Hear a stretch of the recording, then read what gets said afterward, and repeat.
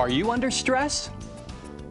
No matter where you look today, parents, children, employers, public officials are all under tremendous amounts of stress and pressure. Helping us understand more about how to turn stress into success, I have as my special guest Dr. Alan Weg, a New Jersey licensed psychologist.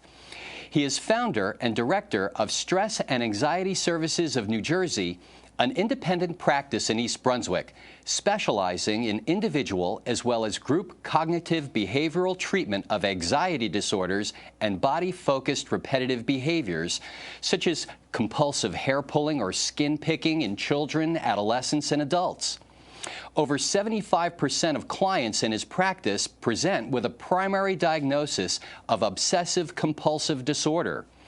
Dr. Weg is also co-founder and vice president on the board of directors of OCD New Jersey, a nonprofit organization dedicated to raising public awareness and educating the lay and professional community about OCD and its treatment.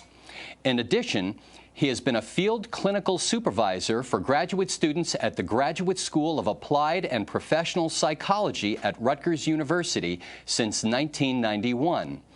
Over the years, he has presented dozens of times to many professional mental health organizations on the topic of cognitive behavioral therapy treatment of anxiety disorders and body-focused repetitive behaviors. Dr. Weg is also on the board of directors of the Middlesex County Psychological Association and on the steering committee of the New Jersey Association of Cognitive Behavioral Therapists.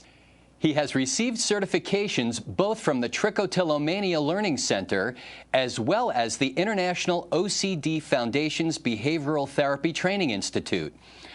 Dr. Weg has appeared on several cable TV talk shows and was most recently featured on the ABC News show Primetime, which focused on the treatment of kids with OCD. Dr. Weg has contributed a book chapter entitled Storytelling and Use of Metaphor in the Treatment of OCD in the Social Worker's Desk Reference, 2nd edition, Oxford University Press in 2008, in response to a specific request by the editor-in-chief. His own book, OCD, Treatment Through Storytelling, A Strategy for Successful Therapy, will be published by Oxford University Press later this year. Dr. Alan Weg, welcome to the Wellness Spotlight. Hi, Ken. Thanks for having me here. Alan, tell me, what was it that made you become a psychologist?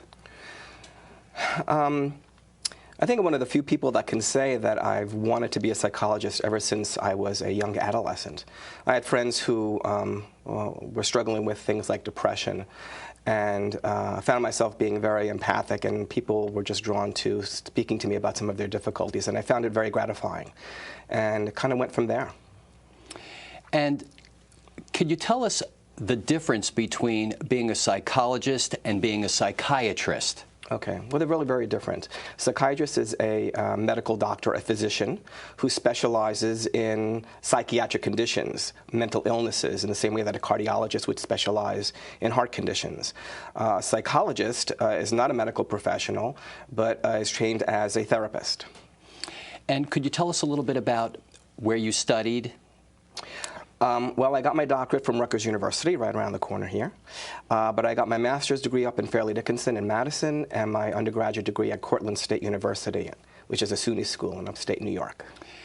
Alan, you know, no matter where you look today, it seems like people are explaining so much about what's going wrong with their life based upon stress. Do we have more stress now than people had years ago than, say, our grandparents had? Or does it just seem like we have more? It's hard to know for sure, but I guess I would say that the stress is really very different. It's less about are we going to get food on the table and working long, hard days, although that for sure happens plenty as well. But I think that we live a very, very fast-paced life compared to our grandparents or most of our grandparents. And that's extremely stressful for very many people. How do you define stress? Basically, it's a reaction to things in our world, in our lives, or even our own thoughts that that result in some elevated emotional and physiological response. Sometimes it's good because it's the thing that gets us out of bed in the morning and gets us going and allows us to do well in school or do well on the job. But if it gets out of hand and becomes too much, then it starts working against us. Can you give me some examples about what you would call good stress as compared to stress that could be potentially harmful? All right, well, let's say I'm working in a business and I know that I have an important presentations to make the next day at work. I'm going to have a certain amount of stress because of that, but that's going to motivate me to prepare to really know my stuff to work well. If, on the other hand, I'm going to be doing a presentation in front of what I expect to be a very hostile audience, and that if I don't do a good enough job, I might get fired, that might end up creating so much stress that I end up not being able to concentrate or not sleeping well the night before, and I end up not doing as well as I might have done otherwise. You make a distinction between fear and anxiety. Could you talk a little bit more about that? Sure. I see, and there's not a complete consensus about this, Ken. I mean, people have different ideas about what these terms mean, and a lot of times they're used interchangeably. But the way that I see it, anxiety is more of a chronic condition. I have a lot of anxiety over a course of a long period of time, whereas fear is a very acute reaction to a very specific situation. So I might be anxious in general about driving, but I have a specific fear reaction when I'm on the road in the moment in a particular situation. Now, how do these things affect a person? I mean, aside from the obvious mental consequences, physiologically, what do fear and anxiety do to a person? Well, there's this concept that a lot of people have learned back in high school called the fight or flight response, which essentially means that our bodies react in a way that allows us to either fight back whatever physical threat, and this goes way back in time. Come around the corner, you see a saber-toothed tiger, right. Your body gets in motion, so you're ready to fight it, or run away. Run right up a tree. Right. And so everything that happens to us when we experience anxiety or fear is really designed to help us better run or fight. So we breathe more quickly, so we get more oxygen into our bodies, and our hearts pump more quickly so that the blood is able to take that oxygen to different parts of our bodies more quickly. Our digestive system essentially shuts down because at a certain level our body says, well, digestion is important, but not right now. We have an emergency situation, and so we're going to focus everything on things like thinking as quickly as possible and moving those large muscle groups as much as possible. So the blood vessels also constrict, they tighten up around the surface of our skin because we don't need small finger dexterity when a saber-toothed tiger is breathing down our necks, which is why sometimes our hands will get cold, but our face or head will get flushed. And a whole host of different hormonal and neurological and muscular changes take place. The adrenals kick in.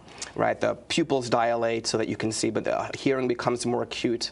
You perspire for several reasons. One, because you know, when your body is wet and you feel a cool breeze, it cools your body because evaporation is a cooling process. So it's like throwing cold water in a hot engine to make sure that it doesn't overheat. It also is more difficult to grab something when it's very wet and slippery. And so if an animal was after you 30,000 years ago or 20,000 years ago, if you were, you know, sweaty, it would be harder for it to grab a hold of you. So everything really is designed for that level of survival. Okay, but now we don't have saber-toothed tigers running around East Brunswick anymore. So years ago, we'd see the tiger, we'd have our reaction, and we'd either get eaten, so the problem would go away, or we'd run away, and eventually the tiger would go away, so the problem would go away. But now, we're confronted with all kinds of things to make our lives stressful.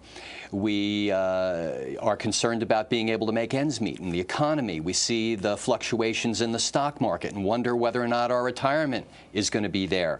We are concerned about being able to raise children in a healthy environment so they grow up to be upstanding citizens, and on and on and on.